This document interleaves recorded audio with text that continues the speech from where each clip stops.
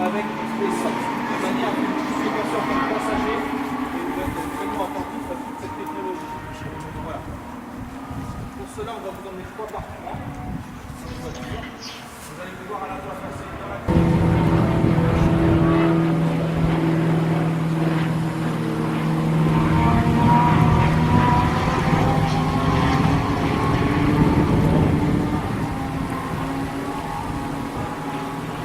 Vous avez vu que dans la Laguna, c'était différent, tout simplement parce que là on est sur la Clio RS, c'est une Renault Sport. Donc comme vous a expliqué Dominique tout à l'heure dans le briefing théorique en salle, c'est que une Renault Sport, le système notamment ESP est calibré, libéré.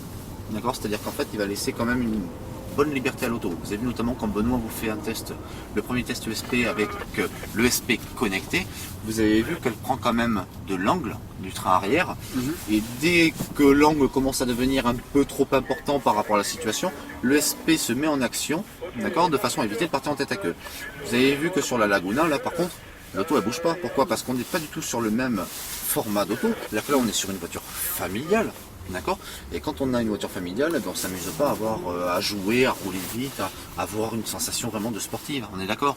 Donc là, si vous voulez, le système va être entre guillemets castrateur, c'est-à-dire que à peine on va prendre quelques degrés d'angle que le système de suite il entre en action. Donc l'auto à partir de là ne bouge pas. Ok.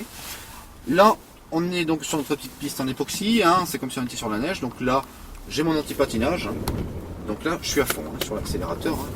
Donc j'ai un indicateur lumineux dans le tableau de bord qui m'indique qu'il est en train de travailler. Voilà, dès qu'il ne travaille plus, hop, ça s'éteint. Voilà, vous avez vu, j'ai de la motricité, j'arrive à sortir de ma zone très rapidement. Ok.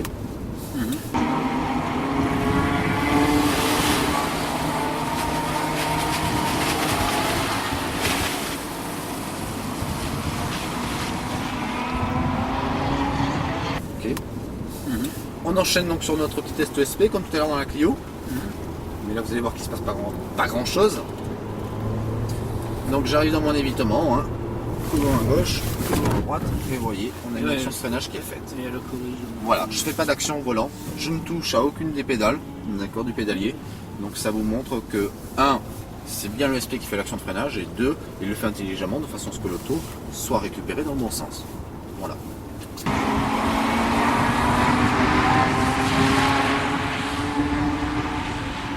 Et puis le fait d'avoir 4 roues directrices, vous voyez, mon angle de braquage correspond à peu près à la longueur de ma voiture. Donc vous voyez, je pivote pratiquement sur place. Voilà. Okay, donc quel est l'intérêt d'avoir 4 roues directrices? Un, pour se garer, forcément c'est un petit peu plus simple. Deuxièmement, on va avoir une auto qui va être beaucoup plus directe dans son comportement, donc on va mieux ressentir les choses, donc à partir de là on fait moins de fautes de conduite. La troisième chose, c'est que forcément je mets moins de braquage, d'accord, dans mes virages. Moins je mets de braquage, moins j'ai d'efforts à faire, donc ça apporte du confort supplémentaire.